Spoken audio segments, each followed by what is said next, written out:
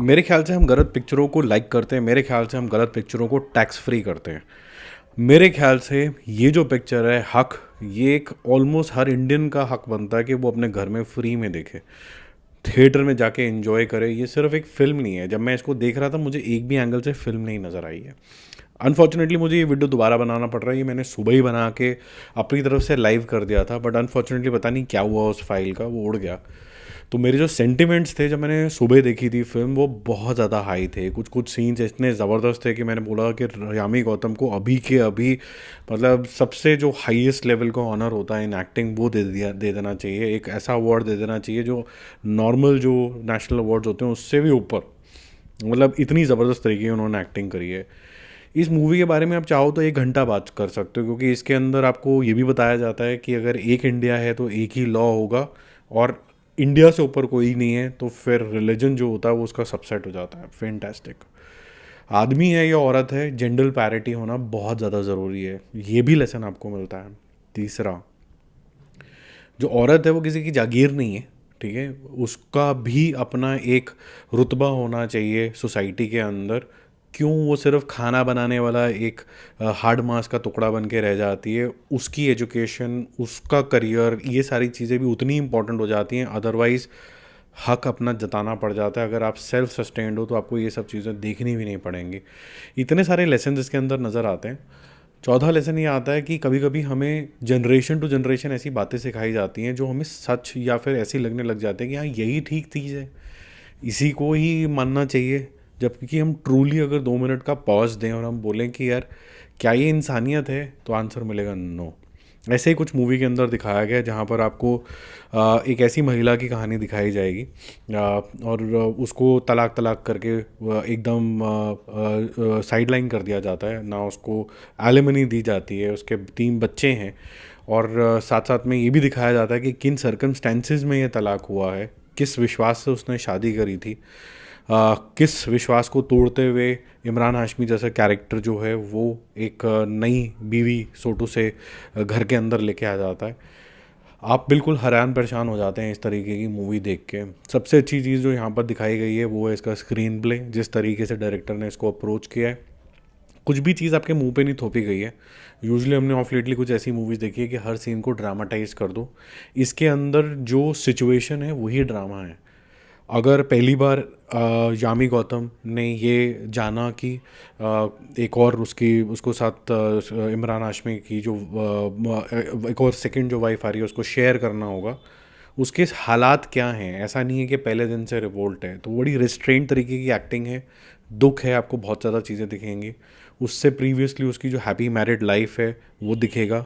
यहाँ पर एक्टर्स ने इतना अच्छा कमाल का एक्टिंग करी है, आपको ऐसा लगेगा ये जेनविनली हस्बैंड वाइफ है।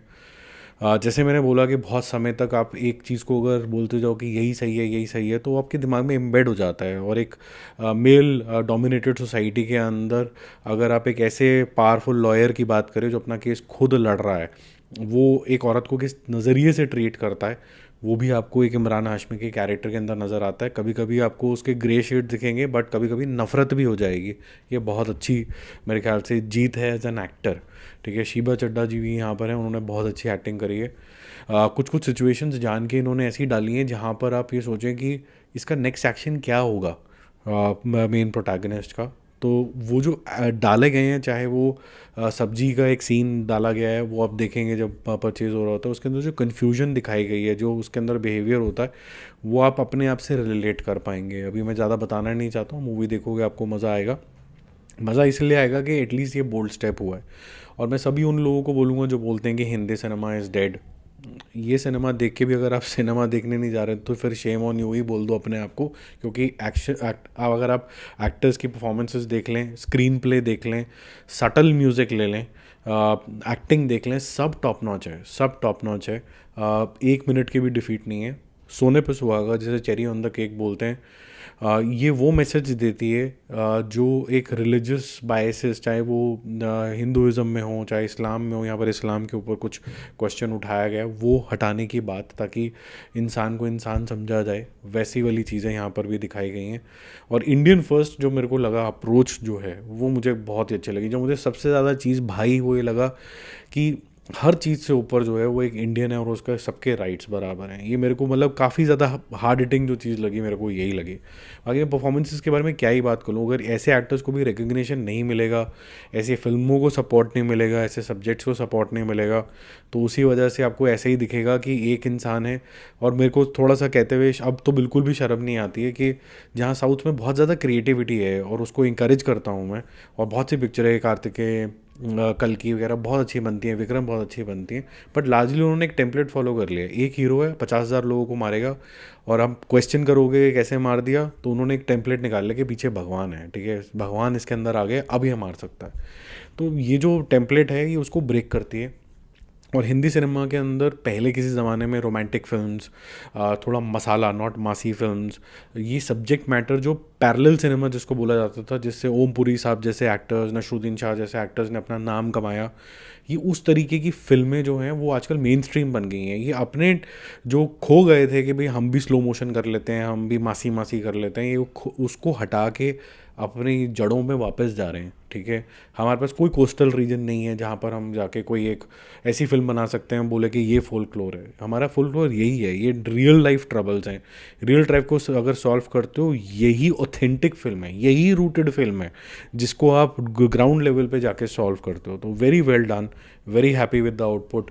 आप देखते हैं कितना सपोर्ट मिलता है, मुझे तो पता नहीं कि लोग कितना देखेंगे, क्योंकि जब मैंने भी देखी उसको सुबह सुबह मुश्किल से 4 जने बैठे हुए थे, और चारों अलग अलग दिशाओं में एक एक जना ही आया हुआ था, कोई कपल भी नहीं आया हुआ था। इस तरीके से ये फिल्म थी। तो पता नहीं इसका क्या परिणाम निकलता है, जब बॉक्स ऑफिस रिपोर्ट आएगी तो उसमें मैं शेयर करूँगा।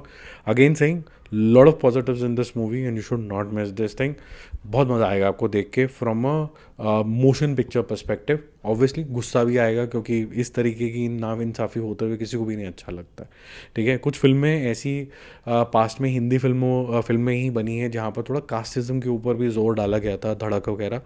बट क्या होता है ना कि कई जनों को आजकल ब्लाइंडेड कर दिया गया बाय फेथ, कि हमारा फेथ तो बहुत ही बढ़िया है, तो हमारे में तो हो ही नहीं सकता, ये तो हो ही नहीं सकता, तो उसको ट्रोल करो। इसलिए लोग वो देखने भी नहीं गए।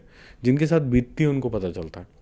वेरी हैप्पी अगेन कि इस तरीके की फ़िल्में बन रही हैं। वेरी हैप्पी अगेन कि बहुत सारी सोल्जर्स के ऊपर फ़िल्में बनती थी जो आपको एक्शन देती हैं कि आपको लाइफ में करना क्या है। ये नहीं कि भाई यहाँ टीका लगा लो, यहाँ पर ये 4 मूर्तियाँ रख लो और उसके बाद आपको भगवान की प्राप्ति हो जाएगी। भगवान कहता है कि कर्म कर, फल की इच्छा मत कर। कर्म करो मत, बस ये टीके टोके लगा के काम चल जाएगा अपना। इससे दूर जाती हुई दुनिया मुझे बहुत अच्छी लगती है, और यही रियल भगवान है। अब भगवान सुबह हनुमान जी की जय करो और उसके बाद बोलो भगवान जी बताओ, मेरे को मार्गदर्शन करो, मेरे को हमेशा प्रेरित करते रहना कि मैं अपना कर्म करता रहूँ, मेरे को कभी डगमगाना नहीं है इससे। ये नहीं कि 4 थाली लेके 4 थाली में मैं 5 पूजाएं कर लूँ और तो मेरा काम हो गया, ठीक है। तो मेरा तो यही मानना है। Coming back to the movie, दिमाग से जाएगी नहीं है आपके अगर आप एक बार ही देख लोगे परफॉर्मेंसेस एंड द सब्जेक्ट। थोड़ा वीडियो लंबा हो गया, I am really sorry for that, but it was an important talk. Bye bye.